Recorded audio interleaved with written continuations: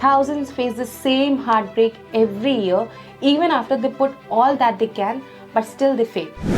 Ignoring the basics. Be honest, how many of you jump straight to the advanced questions, skipping the basics?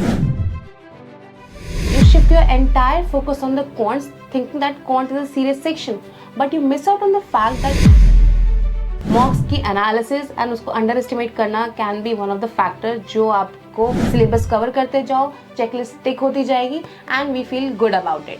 But वही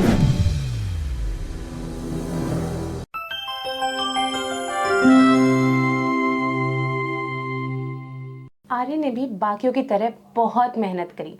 ही sacrificed his स्लीप्स, friends की birthday parties तक skip कर दी और notebooks पर notebooks भर दी पढ़ाई कर करके. पर जब एंट्रेंस एग्जाम का रिजल्ट आया, ही फेल्ड. अभी ये भले ही एक कहानी की तरह साउंड कर रही होगी, बट एक्चुअल लाइफ में काफ़ी स्टूडेंट्स की रियलिटी है ये. Thousands face the same heartbreak every year, even after they put all that they can, but still they fail.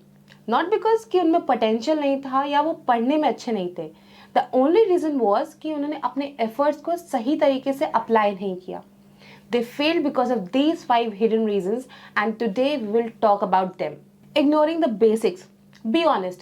How many of you jump straight to the advanced questions, skipping the basics? सबसे पहले आप जैसे ही अपनी preparation शुरू करते हो, you skip to the advanced question because वो challenging लगते हैं, because वो आपको tough लगते हैं. They challenge yourself कि how much knowledge you possess, and in this entire process, you skip the basics, which are of the utmost important. I get it. Tough questions feel exciting. But exams aren't designed to trick you with the rocket science. They simply test you with your fundamentals. क्या आपके basics clear है या नहीं? So if your basics aren't strong, you will lose marks on the easiest questions. Because paper में बहुत सारे ऐसे easy questions भी मिलेंगे आपको. And if your basics aren't clear, if your basics aren't in place, आप उन easy questions को miss out कर दोगे या उनको solve नहीं कर पाओगे. And there you go. वहाँ पे आपके 4 marks lose हो गए. So check yourself. Have you revised your class 9th and 10th के mathematical concepts? जो सिलेबस क्लास 9th और 10th में है, क्या आपने वहाँ के concepts क्लियर कर रखे हैं या नहीं? Are your grammar rules in place? क्या आपके रीजनिंग के फंडामेंटल स्ट्रॉन्ग है या नहीं?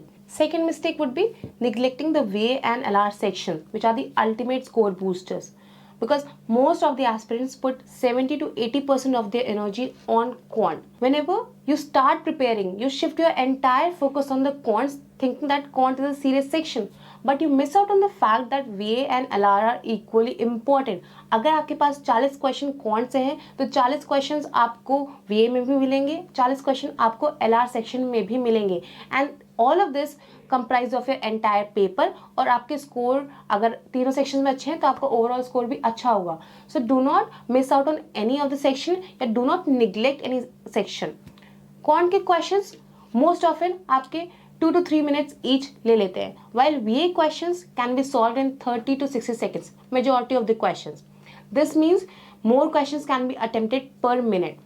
You can attempt more than one question in 1 minute. Now, this means you can score more marks per minute as well. So, even if you're average at quant, VA and LR can cover that gap for you. And this will help you to push your overall score to a higher level as well. And मेरी बात मानो, ये आपको time management में भी बहुत help करती है. Because if you do well in the VA and LR section, you enter in the quant section with less pressure to attempt every question, because आपने वो परफॉर्मेंस अपनी ऑलरेडी VA और LR के सेक्शन में दे दी है. सो अब आपको quant के सेक्शन में आके हर एक क्वेश्चन को अटेम्प्ट करने की ज़रूरत नहीं है. quant में अब आप क्या कर सकते हो? You can pick up your strong quant topics, you can skip the time consuming ones and still end with a strong overall score. Third mistake, यहाँ पे हम मॉक्स को तो कैसे ही मिस कर सकते हैं, राइट? मॉक्स की एनालिसिस एंड उसको अंडर एस्टिमेट करना can be one of the factor जो आपको सक्सेस से दूर कर सकता है. आप मॉक देते हो, आप स्कोर को देखते हो, खुश या सैड होते हो और लैपटॉप बंद. This is what we have to change. Mocks आपको दिखाते हैं कि एग्जाम डे प्रेशर में आपका ब्रेन कैसे रिएक्ट करता है, और असली ग्रोथ तभी होती है जब आप उसका एनालिसिस करते हो, हर गलती को ट्रैक करते हो, उसका रीजन समझते हो. Instead of focusing on the what, focus on why a particular mistake took place. What was the reason behind it? Was it a silly mistake? क्या आपके कॉन्सेप्ट्स क्लियर नहीं थे? Whatever reason it is, identify that reason. And ये एक ऐसा process है जो हर mock के बाद अगर आप फॉलो करोगे तो will definitely see improvement in the next mock. So make one rule कि अगर आप 1 आवर का मॉक दे रहे हो तो कम से कम 2 आवर्स का उसका एनालिसिस करो. If you are putting in 1 hour of time in attempting a particular mock, do the analysis for 2 hours for minimum and for sure. Make sure of it because mocks are the most important deciding factor कि आप इन exams में succeed करते हो या नहीं करते हो. Fourth mistake जो यूजली सभी कमिट करते हैं वो होगा rushing through the topics without even revising them. हमें सिर्फ सिलेबस को ख़त्म करने की रेस में कूदना है और उसमें फर्स्ट आना है.